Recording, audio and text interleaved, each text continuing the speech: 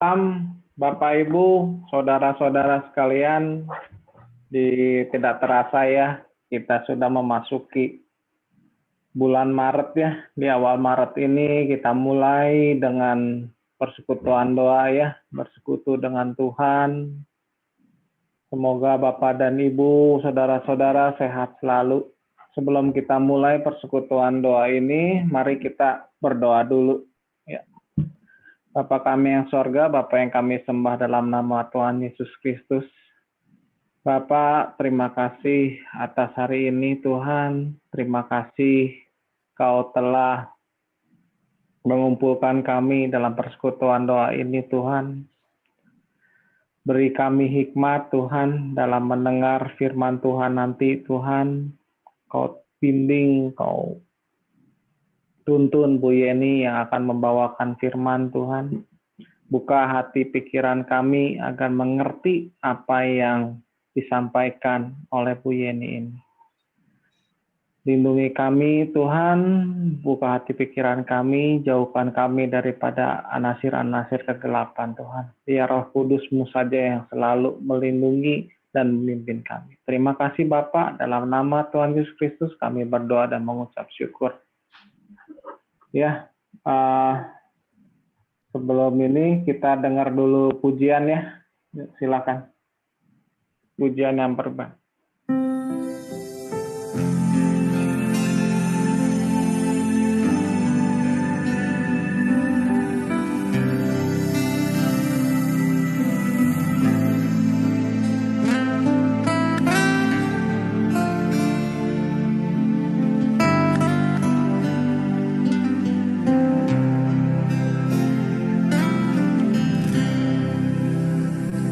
Seperti rusa yang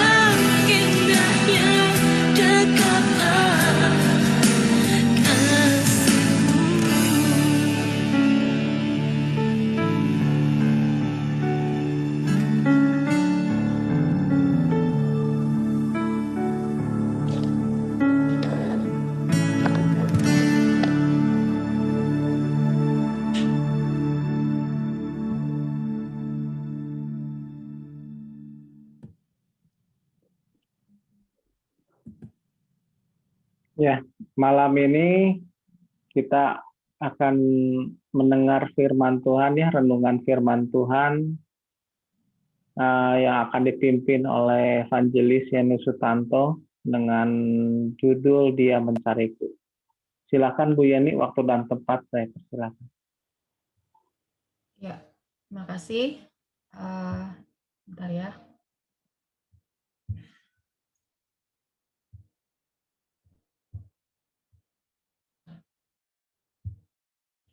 Ya, selamat malam Bapak Ibu.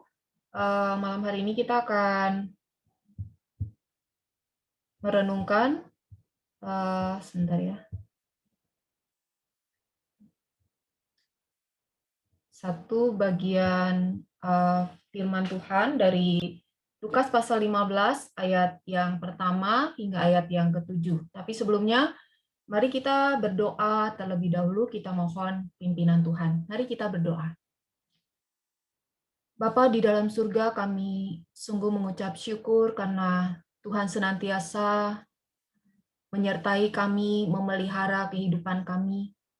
Dan seperti pujian yang baru saja kami nyanyikan, Tuhan, Engkau mengenal setiap kami, bahkan lebih daripada kami mengenal diri kami sendiri. Dan Engkau tahu ya Tuhan, segala apa yang ada di dalam hati kami, Engkau tahu segala apa yang menjadi pergumulan di dalam kehidupan kami, khususnya di tengah-tengah situasi dan kondisi pandemi yang masih harus kami alami. Namun kami bersyukur Tuhan karena kasih setia Tuhan dan pemeliharaan Tuhan terus nyata dan melimpah dalam kehidupan kami. Dan kami bersyukur untuk persekutuan pada malam hari ini, kami boleh bersama-sama ambil bagian di dalamnya. Dan saat ini kami akan bersama-sama membaca merenungkan kebenaran firman Tuhan. Biarlah firman-Mu yang akan sekali lagi ya Tuhan menguatkan, meneguhkan hati kami, dan biarlah melalui setiap persekutuan yang walaupun diadakan secara online, kami boleh tetap merasakan indahnya bersekutu dengan Tuhan, dan semuanya itu boleh membawa kami semakin hari semakin dekat dengan Tuhan. Terima kasih ya Bapak, kami mau menyerahkan waktu kami pada malam ini dari awal hingga akhirnya ke dalam tangan pimpinan Tuhan. Mohon Tuhan memimpin, mohon Tuhan memberkati setiap kami dengan firman-Mu. Di dalam nama Tuhan Yesus kami bersyukur, kami berdoa. Amin. Bapak, Ibu, dan saudara sekalian, mari kita membuka Alkitab kita dari Injil Lukas pasal 15 ayat 1 sampai ayat yang ke-7.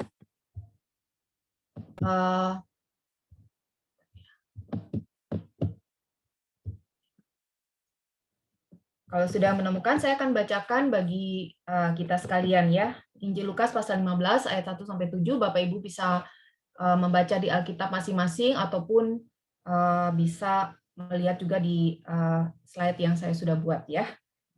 Demikian firman Tuhan, perumpamaan tentang domba yang hilang. Para pemungut cukai dan orang-orang berdosa biasanya datang kepada Yesus untuk mendengarkan Dia. Maka bersungut-sungutlah orang-orang Farisi dan ahli-ahli Taurat, katanya, Ia menerima orang-orang berdosa dan makan bersama-sama dengan mereka. Lalu ia mengatakan perumpamaan ini kepada mereka, siapakah di antara kamu yang mempunyai 100 ekor domba dan jikalau ia kehilangan seekor di antaranya, tidak meninggalkan yang 99 ekor di padang gurun dan pergi mencari yang sesat itu sampai ia menemukannya. Dan kalau ia telah menemukannya, ia meletakkannya di atas bahunya dengan gembira. Dan setibanya di rumah, ia memanggil sahabat-sahabat dan tetangga-tetangganya, serta berkata kepada mereka, bersukacitalah bersama-sama dengan aku, sebab dombaku yang hilang itu telah kutemukan. Aku berkata kepadamu, demikian juga akan ada sukacita di sorga, karena satu orang berdosa yang bertobat lebih daripada sukacita karena 99 orang benar yang tidak memerlukan pertobatan. Ya, demikian pembacaan firman Tuhan, Bapak Ibu sekalian. Bapak Ibu Saudara, kalau kita membaca di dalam Injil Lukas ayat pasal 15 ini, dan kalau kita memperhatikan di ayat yang pertama, Ya, dikatakan bahwa para pemungut cukai dan orang-orang berdosa biasanya datang kepada Yesus untuk mendengarkan Dia. Nah, Bapak Ibu, satu hal penting di dalam bagian ini adalah kata biasanya, ya. Kata biasanya artinya tindakan para pemungut cukai dan orang-orang berdosa ini tidak terjadi satu dua kali saja, ya satu dua kali gitu ya, tetapi biasanya berarti berkali-kali gitu ya, hingga dikatakan biasanya ya mereka datang kepada Yesus untuk mendengarkan Dia. Ya, Yesus yang pada waktu itu Bapak Ibu Saudara dianggap sebagai seorang guru yang mengajarkan kebenaran-kebenaran firman Tuhan dan dalam hal ini adalah Perjanjian Lama ya PL. Nah, Bapak Ibu kalau kita memperhatikan di dalam bagian ini di sini Lukas mencoba memberikan sebuah perbandingan ya antara orang-orang berdosa dengan orang-orang Farisi dan ahli-ahli Taurat. Ya, dikatakan orang berdosa datang kepada Yesus dan mereka mendengarkan Yesus. Sedangkan orang Farisi dan ahli Taurat seringkali datang untuk berselisih dan mencobai Tuhan Yesus. Bapak Ibu Saudara, pada masa itu seringkali terjadi pemisahan yang radikal ya di dalam masyarakat Yahudi ya, yang membedakan antara orang yang dianggap benar dan orang yang dianggap berdosa ya. Jadi orang benar itu tidak berkumpul dengan orang berdosa karena biasanya orang-orang yang telah dianggap berdosa secara sosial mereka tidak memiliki atau sulit sekali diterima di dalam sebuah komunitas ya, khususnya diterima oleh orang-orang Farisi dan ahli-ahli Taurat. Nah, tetapi Yesus menerima mereka ya dan makan bersama-sama dengan mereka. Bapak Ibu Saudara, makan menunjukkan sebuah persekutuan yang akrab di dalam sosial masyarakat ya. Di dalam makan bersama ada penerimaan, ada relasi ya dan juga ada komunikasi satu dengan yang lain. Nah, ketika orang-orang Farisi dan ahli-ahli Taurat mulai bersungut-sungut mempertanyakan tindakan Tuhan Yesus ini ya, kalau kita memperhatikan di dalam Lukas 15 ayat 1 sampai ayat yang ke-7, maka Tuhan Yesus kemudian mengatakan perumpamaan ini ya tentang domba yang hilang ya. Dikatakan jika ada di antara ya, jika ada 100 ekor domba ya dan hilang satu gitu ya, maka kemudian Yesus memberikan penekanan siapakah di antara kamu yang mempunyai ya 100 ekor domba jikalau kehilangan seekor di antaranya tidak meninggalkan yang 99 ekor di padang gurun dan mencari yang sesat itu sampai ia menemukannya. Jadi jika kehilangan seekor di antaranya tidak meninggalkan yang 99 ekor di padang gurun dan mencari yang sesat itu sampai ia menemukannya. Bapak Ibu Saudara sekalian, sebuah kondisi yang jelas tidak lazim ya. Punya 100, hilang satu, meninggalkan yang 99 dan mencari yang satu sampai ketemu lagi. Bahkan ketika domba itu diketemukan, kalau kita membaca di bagian ini, dikatakan dibuatkan sebuah pesta dengan mengundang sahabat-sahabat dan tetangga-tetangga. Bapak Ibu Saudara bayangkan ya, satu domba ketemu, terus sembelih ya domba yang lain untuk dimakan di dalam pesta dengan sahabat dan tetangga yang mungkin tidak cukup dengan sembelih satu ekor ya. Jadi ketemu satu malah sembelih mungkin lebih dari satu ekor. Bapak Ibu Saudara mungkin kita akan berpikir ya ini mungkin berlebihan ya. Nah, tetapi Bapak Ibu Saudara sekalian penekanan Yesus justru dibalik ya. Siapa yang jika punya 100 domba hilang satu, yang tidak meninggalkan 99 dan mencari yang satu. Seolah-olah hal ini adalah hal yang lazim dilakukan. Mengapa Yesus dengan sedemikian berani Bapak Ibu memberikan sebuah perumpamaan yang tidak umum dengan logika yang terbalik dari logika pada umumnya? Nah, Bapak Ibu sekalian, tentu saja paling tidak ada dua alasan yang mendasar ya. Yang pertama, Yesus memiliki maksud tertentu, dan yang kedua, bahwa tanpa dijelaskan pun para pendengar itu sudah mengerti bahwa makna perumpamaan itu adalah kasih Allah terhadap yang terhilang. Orang-orang Farisi dan ahli Taurat pun mengenal dosa, Bapak Ibu Saudara, dan bagaimana tradisi dan tata cara Taurat menyelesaikan masalah-masalah dosa dengan korban bakaran dan sebagainya. Mereka tahu bahwa setiap orang membutuhkan pertobatan dan itu sangat dikenali di dalam tradisi dan tata cara ibadah Yahudi, dan mereka pun tahu bagaimana bersukacitanya surga jika seseorang bertobat, ya. Karena mereka pun bersukacita jika persembahan korban bakaran mereka diterima oleh Allah.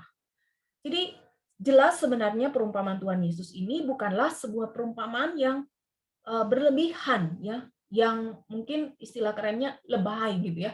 Bukan, Bapak Ibu Saudara. Nah, Bapak Ibu Saudara sekalian, sisi ironis di dalam peristiwa ini adalah bahwa orang-orang Farisi dan ahli-ahli Taurat yang memahami kebenaran tersebut menolak dan bersungut-sungut ketika ada orang yang bertobat dan datang kepada Tuhan Yesus. Ya, entah apa yang mereka pikirkan, Bapak Ibu Saudara.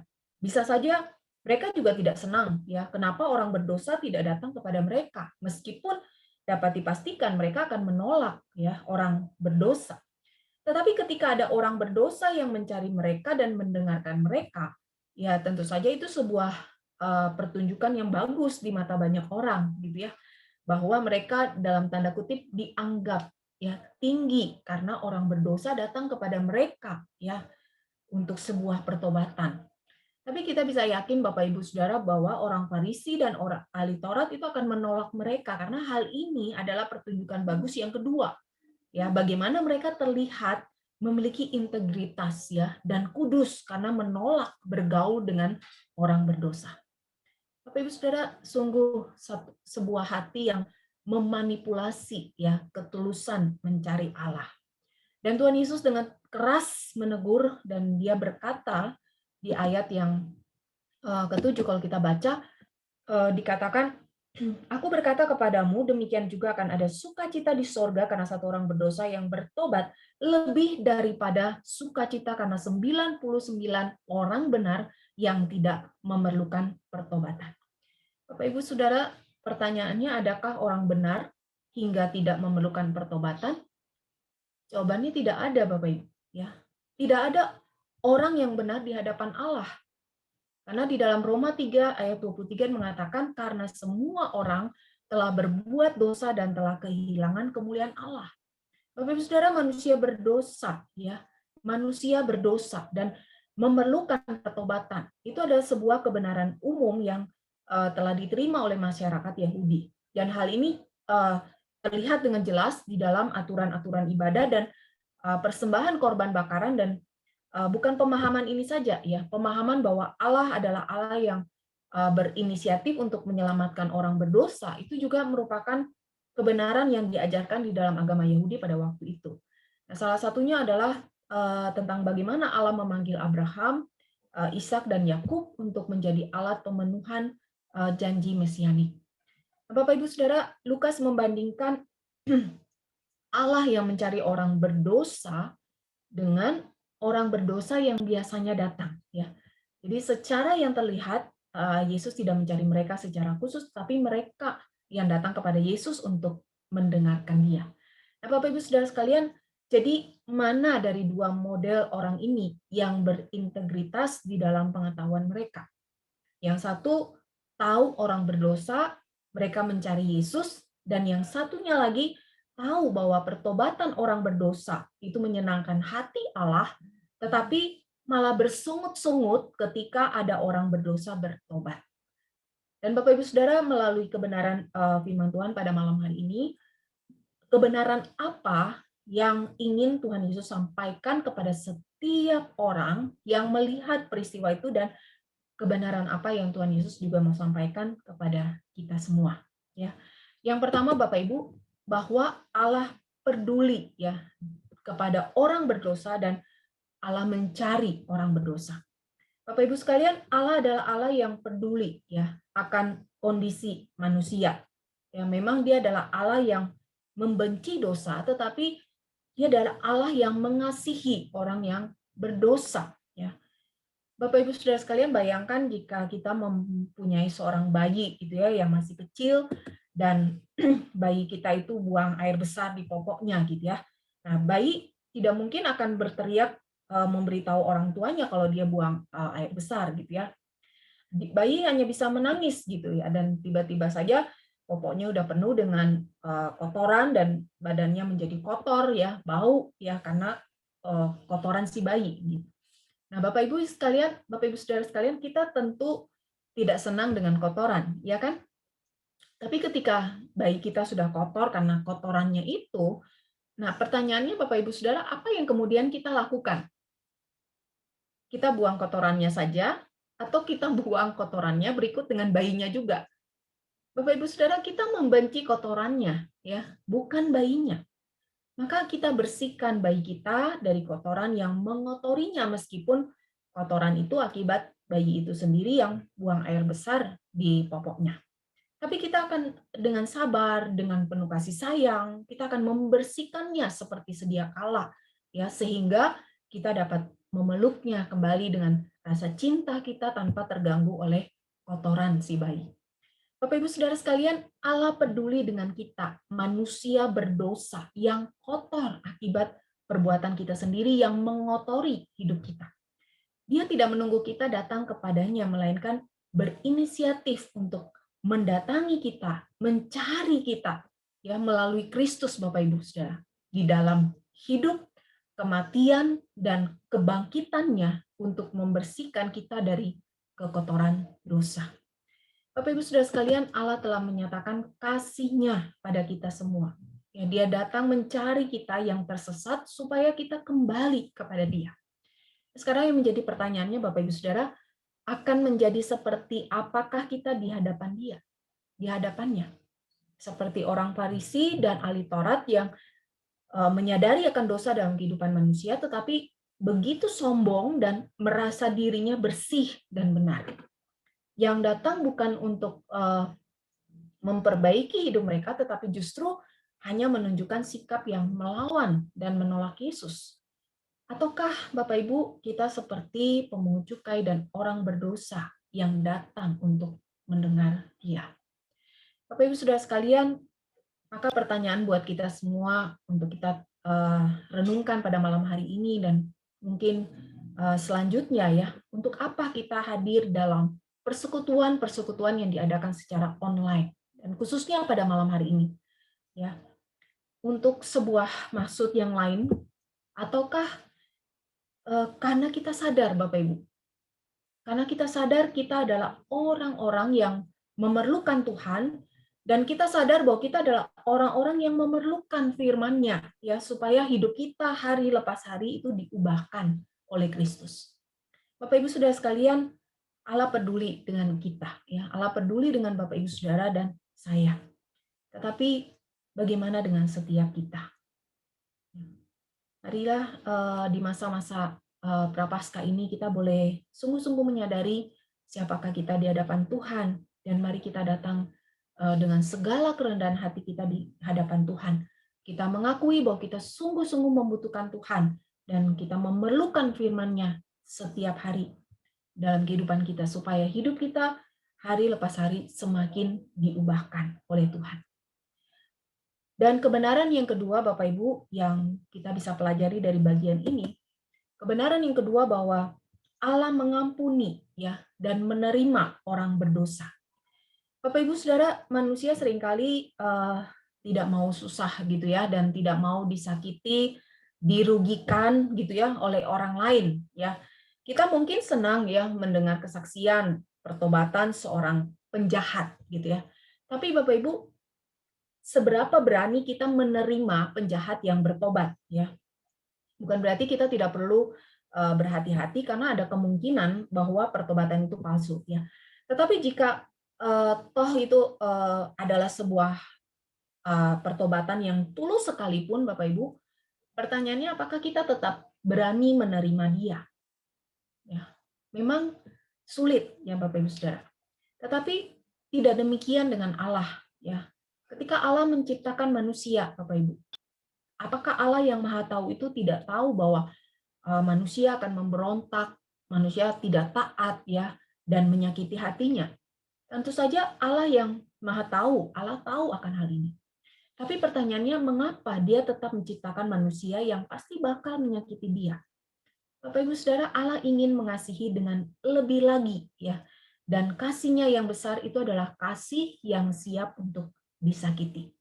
Nah, Bapak Ibu Saudara, inilah kasih Allah yang mungkin selama ini tidak pernah kita duga ya. Bukan berarti kita kemudian kita terus seenaknya gitu ya menyakiti hati Tuhan karena Dia siap untuk itu. Bukan seperti itu Bapak Ibu Saudara. Tapi mari kita memahami seberapa besar Allah siap dengan segala yang akan terjadi, termasuk rencana penyelamatan yang mengorbankan anaknya yang tunggal. Bapak Ibu Saudara sekalian, Allah bukan saja Allah yang mencari kita, Allah yang mengasihi kita ketika kita masih berdosa ya. Kesiapan Allah akan pemberontakan manusia membuat kita sadar seberapa siapnya Dia menerima kita kembali di hadapan Dia. Meskipun tidak ada satupun manusia di dunia ini yang mau menerima pertobatan kita. Hanya gembala yang bersusah payah mencari dombanya dengan pengorbanan yang begitu besar, yang siap bersukacita dan menerima keberadaan dombanya. Bapak Ibu Saudara sekalian, di dalam Kristus bukan saja ada pengampunan, tetapi juga ada penerimaan yang sempurna bagi manusia yang berdosa. Ya, maka masalahnya seberapa besar kita menghargai kasih Allah itu dengan hidup kita, Bapak Ibu. Kristus telah memberikan hidupnya ya bagi kita. Tidak ada yang lebih pantas dari yang kita miliki, Bapak Ibu Saudara, untuk kita persembahkan bagi Kristus selain hidup kita yang sesungguhnya Bapak Ibu Saudara juga tidak pantas untuk dipersembahkan karena seringkali kita masih jatuh ke dalam dosa.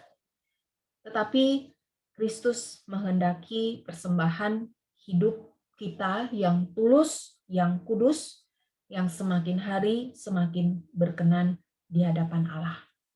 Bapak Ibu Saudara sekalian, mengampuni itu mungkin sulit ya, tetapi menerima orang yang kita ampuni itu lebih sulit lagi. Ya, tetapi Allah melakukan keduanya dengan sempurna.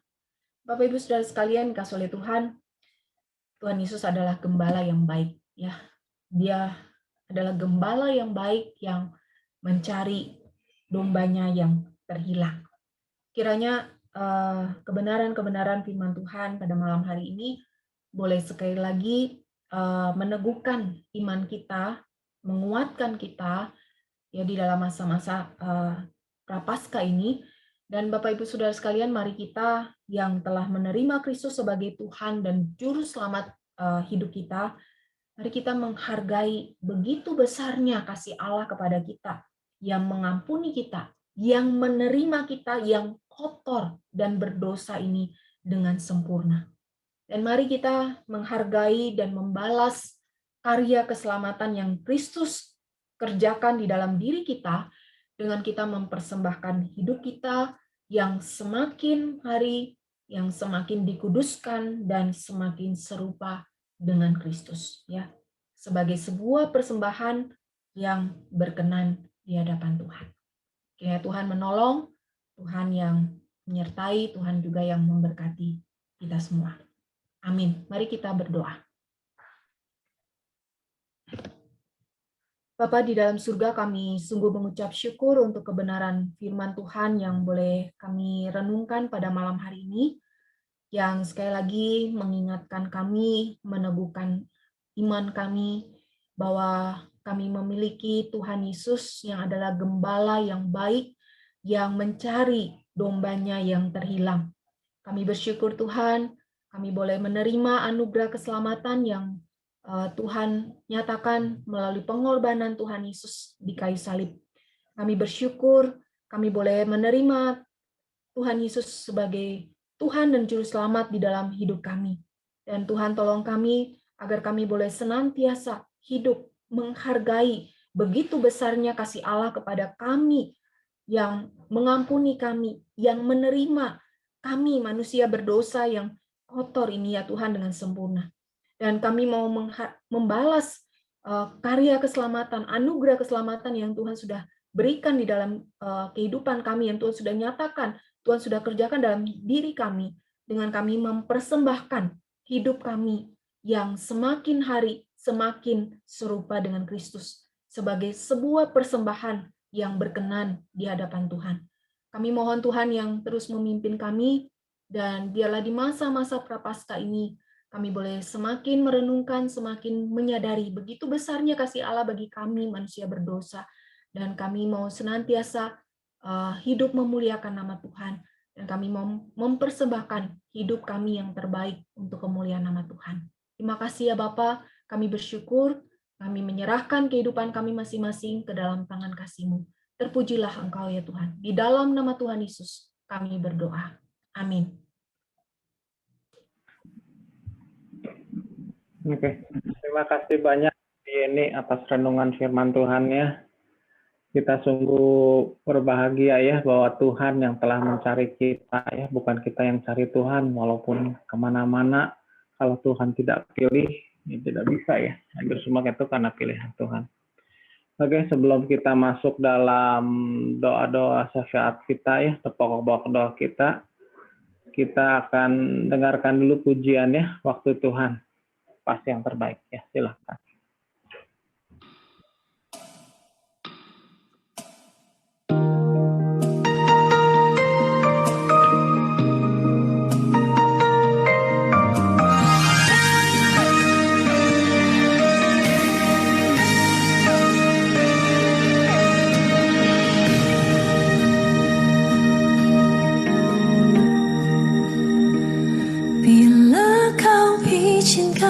Sesuatu terjadi,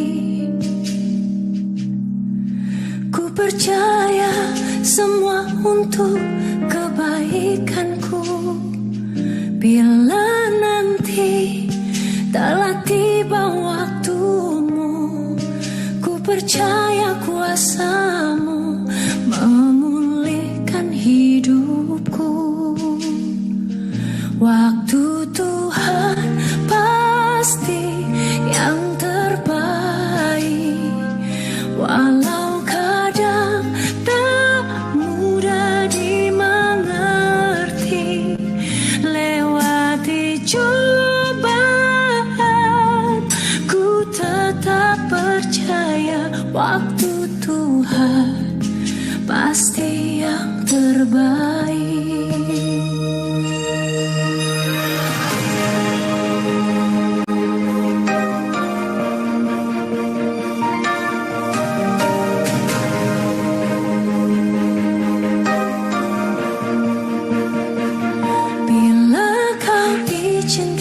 Sesuatu terjadi, ku percaya semua untuk kebaikanku. Bila nanti telah tiba waktumu, ku percaya kuasa-Mu memulihkan hidupku. Waktu Tuhan pasti yang terbaik, walau kadang tak mudah dimengerti.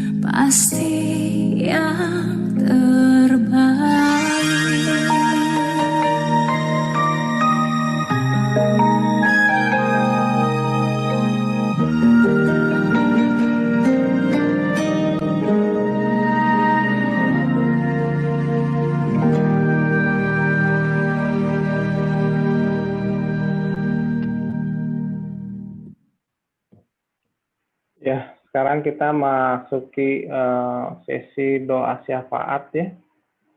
Sebelum kita mulai doa syafaat, apakah ada dari bapak-bapak, ibu-ibu, atau saudara sekalian yang mau didoakan? Apakah ada? Silakan.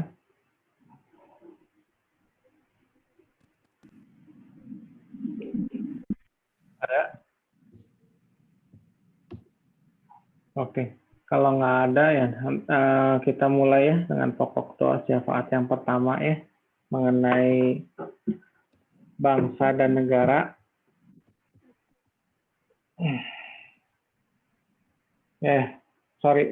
Pertama ini mari kita mengucap syukur atas pemeliharaan dan perlindungan Tuhan dalam kehidupan kita ya, keluarga, usaha, atau pekerjaan kita sampai hari ini. Untuk pokok doa yang pertama ini akan dipimpin oleh Ko Aun. Silakan Ko Aun. Ayo, mari kita bersama-sama berdoa. Bapa di dalam surga, sungguh kami mengucap syukur kepadamu untuk setiap waktu pimpinan Tuhan. Terima kasih Tuhan untuk setiap waktu yang kau berikan di dalam pemberianmu. Kiranya waktu-waktu yang telah kami lewati dan waktu-waktu yang akan kami jalani selalu kami maknai dan kami hargai. Kiranya kami selalu bersyukur untuk semua berkat dan anugerah Tuhan.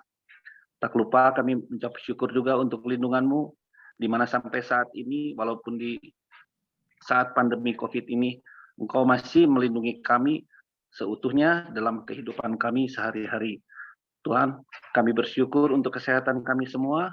Kiranya kami boleh selalu memohon dan memohon pertolongan-Mu di setiap waktu dan kesempatan untuk selalu Tuhan pagari kami dengan lindungan-Mu sehingga kami boleh selalu sehat di dalam keadaan apapun.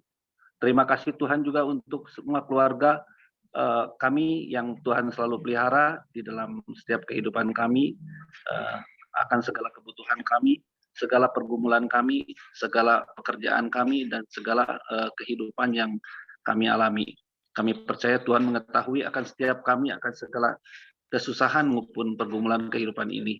Tuhanlah yang akan selalu menjadi penolong kami dan menerangi setiap langkah kehidupan kami dengan pelita-Mu, sehingga kami tidak terantuk dan masuk dalam keberdosaan. Kami bersyukur Tuhan untuk setiap kami semua sampai hari ini, dan kiranya Tuhanlah yang akan pimpin hari-hari ke depan, ajar kami untuk selalu bersyukur dan mengenalkan Engkau setiap waktu. Kami percaya hanya tangan Tuhan yang menolong kami, karena kami adalah manusia-manusia yang begitu lemah dan seringkali jatuh di dalam dosa. Puji syukur hanya kami naikkan kepadamu, hanya di dalam nama Tuhan kami Yesus Kristus, Tuhan dan Juru Selamat kami yang hidup, kami panjatkan doa ini. Amin. Amin. Terima kasih Ko Aun. Sekarang sama-sama. Dalam pokok doa yang kedua ya, berdoa untuk bangsa dan negara Indonesia, khususnya para pemimpin bangsa ini, yang terus mengupayakan agar seluruh lapisan masyarakat Indonesia dapat menerima vaksin ya, untuk mencegah penularan COVID-19. Bersyukur untuk pelaksanaan pemberian vaksin di berbagai daerah dapat berjalan dengan baik. Untuk pokok doa ini akan dipimpin oleh Tia Yang. Silakan Tia Yang. Ya. Mari kita sama-sama satukan hati untuk pokok-pokok doa ini. Bapa kami yang ada di dalam surga, yang kami sembah di dalam nama Tuhan Yesus Kristus, kami mengucap syukur untuk segala kebaikan-Mu, untuk negara Indonesia tercinta ini. Jika saat ini kami berdoa untuk bangsa dan negara Indonesia, agar para pemimpin negara, baik di pusat sampai ke daerah, yaitu dari Presiden dan seluruh jajaran menteri, serta pemerintah daerah, agar diberi hikmat di dalam memimpin. Mereka diberi hati yang takut akan Tuhan, agar mereka dapat menjadi pemimpin yang adil dan bijaksana dalam menerapkan segala aturan untuk seluruh lapisan masyarakat, agar negara Indonesia tetap damai, sejahtera, dan maju di dalam perekonomian dan dalam segala bidang. Di saat sekarang ini masih ada pandemi COVID-19, sehingga mungkin sebagian besar dari masyarakat, dari kami semua, merasa terganggu di dalam segala hal, baik di dalam kami beribadah, dalam bekerja, dalam sekolah, sehingga ada keterbatasan semuanya untuk bertatap muka. Tetapi kami bersyukur Tuhan untuk segala kebaikan-Mu, sehingga pemerintah Indonesia dapat mengupayakan vaksin untuk digunakan pada orang-orang yang bekerja di garis depan, para rohaniawan, dan para lansia yang sebagian besar sudah menerima vaksin ini, agar vaksin ini juga dapat terus dilaksanakan untuk seluruh lapisan masyarakat Indonesia, sehingga dapat mengurangi dan untuk pencegahan penularan COVID-19. Kiranya orang-orang yang sudah menerima vaksin, agar mereka semua di dalam lindungan tangan Tuhan untuk tetap sehat. Kami bersyukur untuk pelaksanaan pemberian vaksin di berbagai daerah dapat berjalan dengan baik. Kami mohon dengan kerendahan hati agar virus ini dengan seizin-Mu Tuhan dapat berkurang dan juga dapat hilang dari bumi ini. Karena bagi Tuhan tidak ada yang mustahil. Dan masyarakat tetap dapat menerapkan protokol kesehatan dengan benar. Kiranya banyak orang yang bertobat dan mengenal Tuhan secara pribadi di dalam kehidupannya. Terima kasih Tuhan. Hanya di dalam nama Tuhan Yesus Kristus, kami alaskan doa permohonan ini. Amin. Amin. Terima kasih Tiayang. Ya, sama-sama. Selanjutnya kita pokok doa yang ketiga ya. Pokok doa ketiga ini mengenai ini ya, doa ketiga, doakan agar seluruh masyarakat Indonesia tetap taat dan disiplin dalam menjalankan protokol kesehatan dimanapun mereka berada, serta disiplin dalam menjalankan aturan atau himbauan dari pemerintah sebagai bentuk dukungan untuk bersama-sama memutuskan penyebaran COVID-19 sehingga pandemi ini dapat segera berakhir. Ya, di berita tadi pagi ya, saya baca di koran ada varian baru ya. Kita juga harus tetap berjaga-jaga ya, tetap protokol kesehatan dan segala macamnya.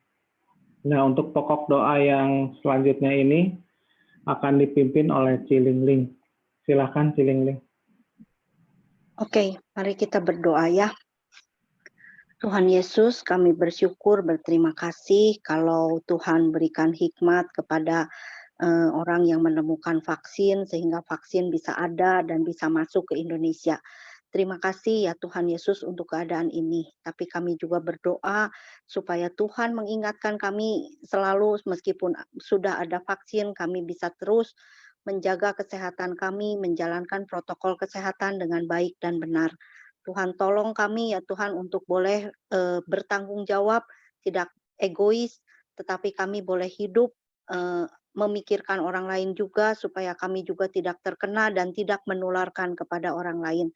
Tuhan tolong kami, beri kami hikmat, kemampuan menahan diri juga untuk tidak pergi kumpul-kumpul, dan kami juga bisa menjalankan protokol kesehatan dengan baik dan benar.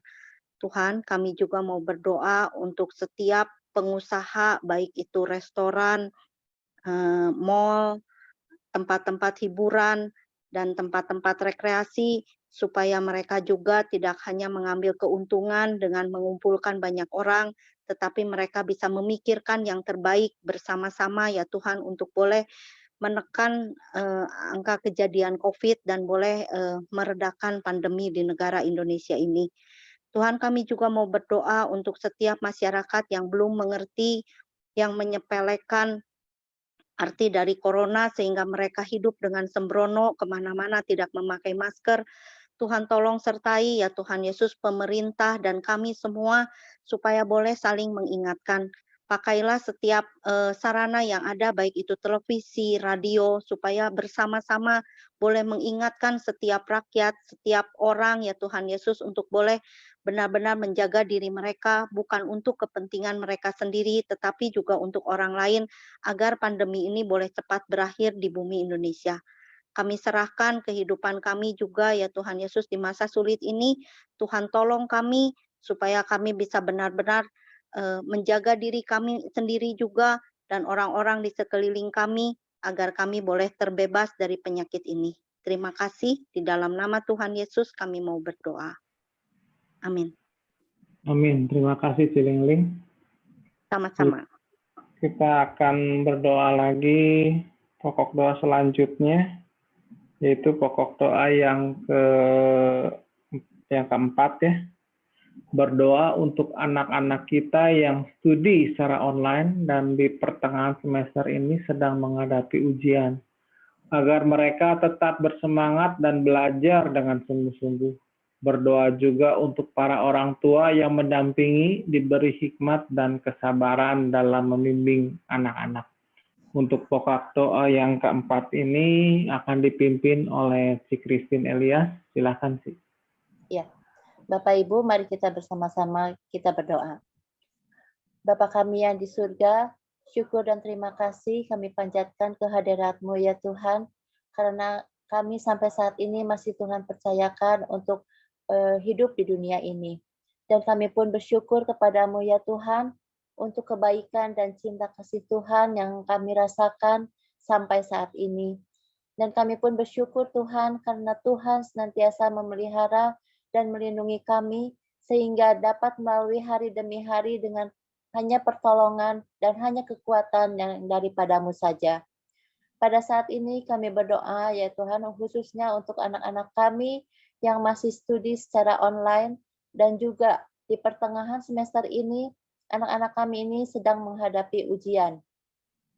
Biarlah mereka diberikan semangat untuk tetap belajar, dan juga diberikan kejujuran di dalam setiap mengerjakan soal-soal ujian. Sehingga mereka memiliki pemikiran bahwa hanya Tuhanlah yang melihat segala apa yang dilakukannya. Biarlah mereka, yaitu khususnya anak-anak, dapat memikirkan bahwa takut akan Tuhan adalah di dalam segala jika melakukan segala sesuatu yang dilarang oleh Tuhan. Biarlah mereka dapat sungguh-sungguh belajar untuk mempersiapkan segala persiapan untuk ujiannya. Dan kami pun berdoa ya Tuhan untuk orang tua yang mendampingi anak-anak yang masih kecil, biarlah diberikan hikmat dan kesabaran di dalam membimbing anak-anaknya. Dan kami pun berdoa bagi anak-anak, orang tua dan guru-guru, supaya diberikan kesehatan dan dijauhkan dari segala mara bahaya. Terima kasih Tuhan untuk doa dan permohonan ini. Kami serahkan semuanya hanya ke dalam tangan-Mu. Hanya dalam nama Yesus kami berdoa dan kami mengucap syukur. Amin. Amin. Terima kasih Ci Christine. Ya, sama-sama. Selanjutnya kita akan berdoa di pokok doa yang kelima ini ya. Berdoa untuk setiap pergumulan jemaat GKIM Kanaan di masa sulit ini, baik untuk pergumulan kesehatan, sakit penyakit, kecukupan ekonomi, pekerjaan, teman hidup, studi, dan lain-lain, agar tetap percaya, tetap berdoa, dan senantiasa berserah pada Tuhan. Dari Bapak-Bapak, Ibu sekalian, dan saudara-saudara, apa ada yang mau dititipkan doanya? Ada yang mau didoakan?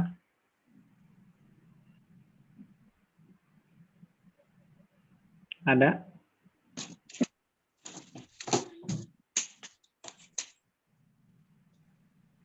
Ya, kalau nggak kita ini, pokok doa yang kelima ini akan dipimpin oleh Pak Jem ya. Pokok doa ini sekalian dengan doa penutup. Silakan Pak. Mari kita berdoa ya. Bapa kami dalam surga, kami bersyukur, berterima kasih, sekalipun di tengah-tengah masa-masa yang sulit, kami masih mempunyai Tuhan yang berkuasa atas setiap permasalahan, dan kami boleh juga masih memiliki rekan-rekan teman-teman yang juga ikut ambil bagian di dalam pergumulan, permasalahan dari setiap rekan-rekan jemaat Tuhan yang lain. Kami berdoa biarlah Tuhan yang kiranya boleh menolong, menuntun, memimpin, bahkan setiap jemaat Tuhan di dalam pergumulan-pergumulan kesehatan, sakit penyakit, dan juga masalah-masalah ekonomi maupun di dalam pekerjaan, dan juga bagi rekan-rekan muda yang mungkin di dalam pergumulan teman hidup dan juga studi, biarlah Tuhan yang kiranya boleh memberikan iman percaya, dan juga biarlah Tuhan yang boleh memberikan kekuatan pengharapan sehingga mereka boleh tetap bersandar kepada Tuhan dan berserah. Kami menyerahkan ke dalam tangan Tuhan untuk setiap saudara-saudara kami yang di tengah-tengah pergumulan. Secara khusus kami berdoa untuk keluarga dari Cikristin Elias, biarlah Tuhan yang kiranya boleh menyertai, memberkati, memberikan pemulihan demi pemulihan, khususnya bagi Mami yang di tengah-tengah masa usia yang lanjut. Dan juga kami tidak lupa untuk Cikriani di dalam masa-masa terapi akibat Bell's palsy-nya, biarlah Tuhan yang kiranya boleh menolong dan menyertai. Kami juga menyerahkan ke dalam tangan Tuhan untuk adik kekasih kami, yaitu Claire, cucu dari Opa Haryanto dan juga Oma Yayang, biarlah Tuhan yang kiranya juga boleh memberikan kekuatan kesehatan pemulihan dari tipes yang dialami beberapa waktu yang kemarin, dan biarlah Tuhan yang kiranya boleh menyatakan kasih dan anugerah Tuhan di tengah-tengah kehidupan adik kecil kami ini. Kami serahkan juga ke dalam tangan Tuhan untuk ibu mertua dari Bapak Henry Tansil, Ibu Lili, biarlah Tuhan yang kiranya boleh terus menyatakan kekuatan kesehatan yang terbaik, khususnya terapi-terapi yang dilakukan. Kami menyerahkan juga untuk sanak keluarga yang boleh menyertai Oma Lili yang ada di Purwokerto, biarlah Tuhan yang kiranya boleh menyatakan kasih dan kuasa Tuhan. Dan juga kami menyerahkan untuk Papa dari Cilingling, Bapak Iwan Kurniawan, biarlah Tuhan yang kiranya boleh menolong, menyertai setiap dia, sehingga di masa-masa yang usia yang lanjut ini dia tetap kuat di dalam Tuhan, bahkan terus mengandalkan Tuhan di dalam setiap pergumulan permasalahan yang dihadapi. Kami menyerahkan juga untuk sakit yang dialami oleh Bapak Iwan, biarlah Tuhan yang kiranya boleh menyatakan pemulihan demi pemulihan. Tidak lupa juga kami menyerahkan untuk Ibu Hana, khususnya di tengah-tengah pengobatan mata, biarlah Tuhan yang kiranya terus memberikan mata yang terbaik, dan juga setiap pengobatan demi pengobatan juga boleh berjalan dengan nyaman dan yang terbaik yang boleh Tuhan berikan bagi Ibu Hana. Terima kasih Bapak, kami menyerahkan juga untuk setiap rekan-rekan kami yang lain yang mungkin kami tidak bisa sebutkan satu demi satu nama mereka, biarlah Tuhan juga boleh mengerti dan mengetahui setiap pergumulan, permasalahan kehidupan pribadi lepas pribadi dari setiap jemaat Tuhan GKIM Kanaan. Kami serahkan ke dalam tangan Tuhan juga untuk pada malam hari ini, di mana kami bersyukur, berterima kasih, kami boleh memuji dan menyembah Tuhan, dan kami boleh sekali lagi boleh disegarkan oleh kebenaran firman Tuhan. Biarlah Tuhan yang kiranya boleh memberkati setiap kami, memberkati istirahat pada malam hari ini, sehingga pada besok hari Tuhan yang kiranya boleh memberikan kasih dan anugerah Tuhan, sehingga kami boleh menjalankan setiap kegiatan aktivitas kami bersama dengan Tuhan, dan kami boleh siap sedia menerima berkat yang daripada Tuhan. Terima kasih Bapa, kami berdoa, kami bersyukur dalam nama Yesus, Tuhan Juru Selamat yang hidup. Amin. Amin. Terima kasih Pak Jim. Sekian persekutuan doa kita pada hari ini ya. Selamat malam, Tuhan berkati. Malam Pak Jem, makasih Pak Jem. Terima kasih Pak Jem, doanya. Semuanya. Bu Yeni, makasih Bu Yeni. Pak Jem. Bapak Ibu semuanya. Thank you. Malam, Bu Yeni. Semuanya. Berkati semuanya. Semuanya ya. Sehat. Hati. Selamat istirahat. Ya. Ya. Iya. Thank you. Dadah. Pelayanannya. Iya, Makasih Pak. Ya, Tante Hana. Terima kasih ya Bu. Ya. makasih. Puji Tuhan hari ini saya bisa ikut. Ya. Tadinya saya hari ini ada Ya. tindakan suntikan. Oh ya? Dokternya ada urusan jadi dibatalin. Biasanya tiap Kamis saya nggak bisa ikut. Oh ya. Gitu kan hari ini bisa. Setiap Kamis Tante disuntik? Minggu kemarin dikontrol, minggu ini harusnya disuntik, tapi dokternya ada urusan jadi diundur lagi. Jadi hari ini saya bisa ikut persekutuan doa. Diundur lagi kapan, Tante? Ya. Diundur lagi kapan? Minggu depan? Belum dapat jadwal. Nanti dikasih di WA, dikabarin. Gitu. Makasih ya teman-teman udah doain. Makasih. Ya. Terima kasih ya Tante. Ya. Ya. Ya, oke.